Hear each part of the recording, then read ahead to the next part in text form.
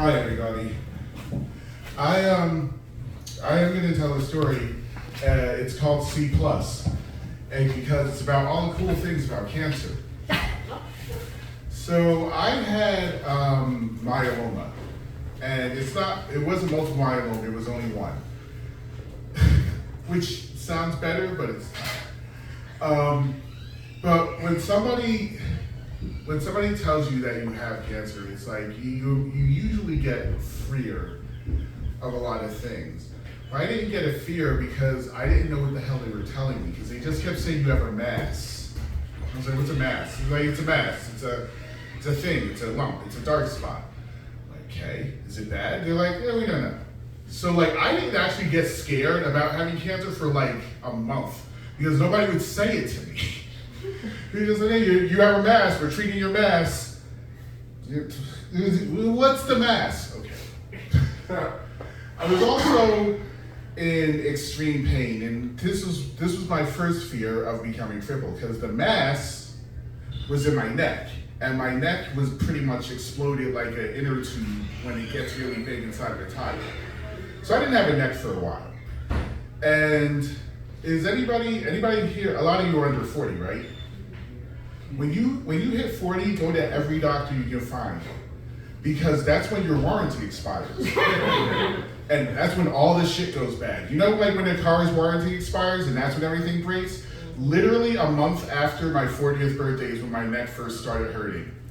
And that was like, my check engine light didn't come on or anything. So my first fear that I did challenge was looking stupid, because I had to wear a neck brace. And like everybody knows, like even like in high school, you always make fun of the kid who has to wear a brace, right? So like I'm wearing a neck brace. And by the way, if you guys are feeling nervous or anything, I'm here. Spoiler alert, I lived. It's fine. It's fine. We're so I know like that freaks people out, but like we're good. So yeah, I didn't want to wear the neck brace. I was in insane pain, but I didn't want to wear the neck brace because I wanted to look cool, which is really stupid, but I was afraid of looking bad. And I wanted to go to the supermarket, so I went to the supermarket without my neck brace. And this was like a really fancy new supermarket. It's gonna sound weird, but it was a very fancy ShopRite, all right? And I really didn't want to look like a nerd in the fancy ShopRite, so I didn't wear my neck brace. And I got back to the car, my neck was hurting like crazy, so I put it on like, okay, never again, that wasn't worth it. The first thing they did was radiation. And my fear with radiation was that I wasn't gonna get mutant powers. And like, I brought a spider every day and put it right next to me. And the thing is, when you radiate spiders in real life, they just die. They don't give you powers. So I was afraid of that, and it came true. I am not a mutant, I am not a hero. They tell you like, yeah, you're gonna be like radioactive, so stay away from pregnant women and pets, and that actually was kind of cool. I'm like, I'm Atomic Skull! Like I was, beware my powers! That part was kind of cool.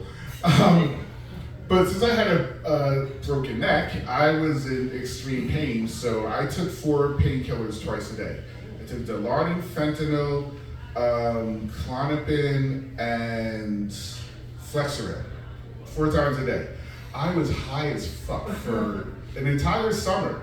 And the funny thing is, people kept telling me, they're like, oh John, you're taking it so well, you're being so brave, you're being so strong. And I'm like, I'm high, that's how I'm doing this.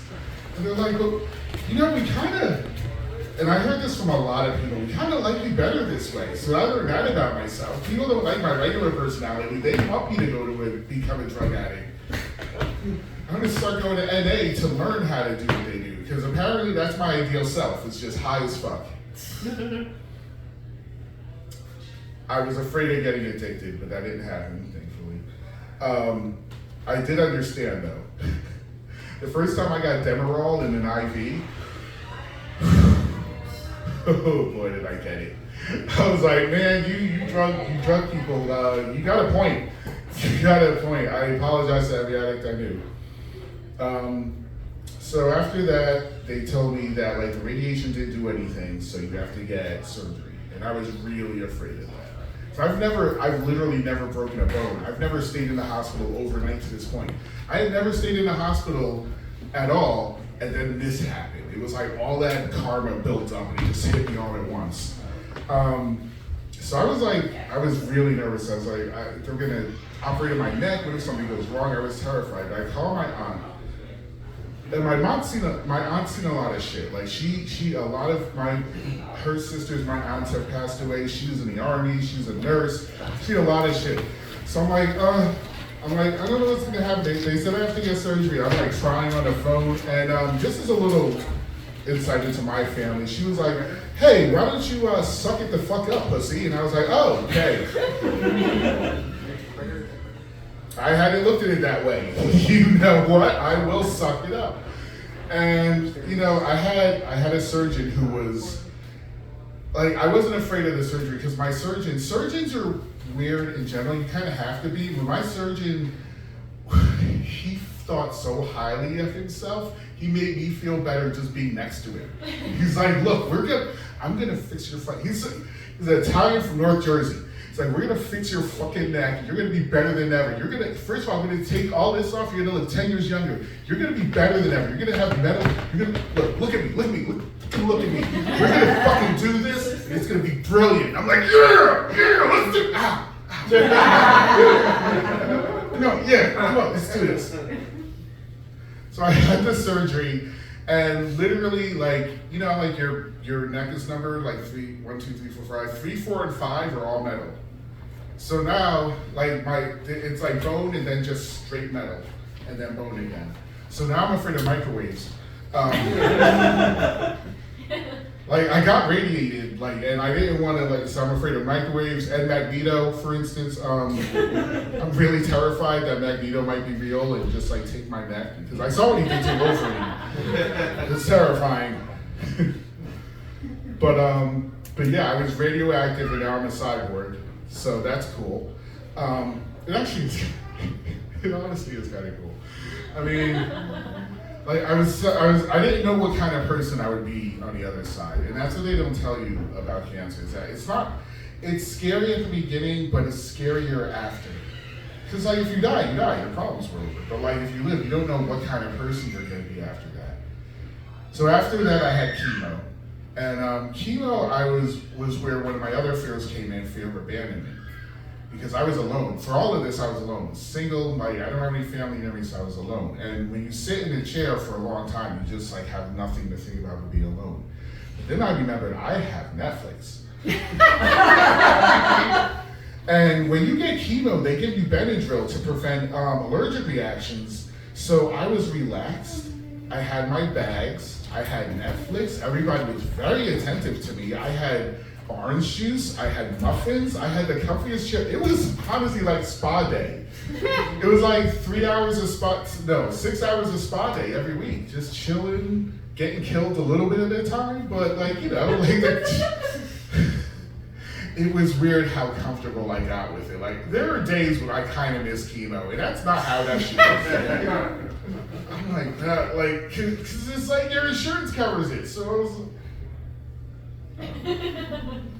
sometimes I still have to get infusions. I look forward to those days way too much. Cause I have I have a port, and that was another fear I had to face. Cause I wasn't really afraid of needles, but the needle they give you your chemo in is about the size of a harpoon. Ooh. So if you were a whale, it would be very hard to get chemotherapy because of this. All right. But again, it hurt, but then your brain adjusts, right? So it would hurt, and then it would get this wave of endorphins. So I kind of started to like that, and I'm like, I'm gonna be the weirdest person when this is over. I'm like a pain slut. I'm gonna be on heroin. What the fuck? I'm a cyborg. There was some danger of becoming a zombie, but apparently that's not gonna happen. When you got, anybody ever had a a joint replacement? When you get a joint replacement anywhere, they use dead people's tissue. They put it in you and it comes back to life and starts growing again.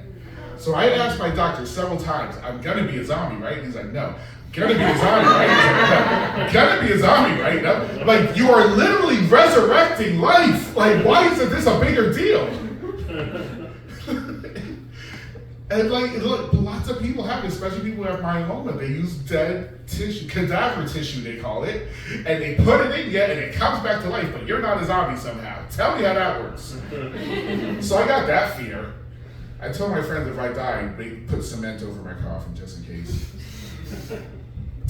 So I had that, I think chemo, then I had a stem cell transplant, and that was its own whole weird shit. Like, I wasn't really afraid of the stuff because I didn't know what was gonna happen.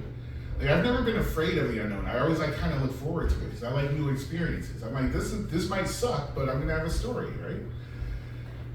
And then I had the stem cell transplant where they take your own shit out and they give it back to you. So they hook you up to this machine, and it's like an oil change, and you literally see all your blood come out and swirl around, and your stem cells come out. And it looks like lobster bisque, and it's in a big bag. And they take it, they're like, we're gonna take this and give it back to you later if you're a good boy. And I was like, but what if I'm not a good boy? I need my stem cells. But they gave it back. They really should have fucked with you like that, but they did. It was not cool. So the last thing I had to, the stem cells, and it was another chemo. Yeah, then there was another chemo, just to make sure everything was gone. And that happened, and I was sad and whatever, but but eventually I was in remission. I've been in remission for like 2 years now, like 2.5 years. And no, I'm a terrible person. There's other people who should have lived, like not, I have survivor's guilt, like no. But yeah, no, I'm here, and I guess the fear I face is like every day, like it's kind of like living up to being alive. It's kind of existential, but like I feel like I have to earn this life now, which is weird. But I mean, if you're alive, you have to do it, right? So, and I have a choice. Like people ask me how'd you do it? How'd you face your fears? And I'm like, well, I don't have a choice. I'm still here. And so I guess if you ever have to face a fear, just think of it that way. Like don't give yourself a choice. If you're awake, you gotta do it, right? All right, thanks a lot. I'm John.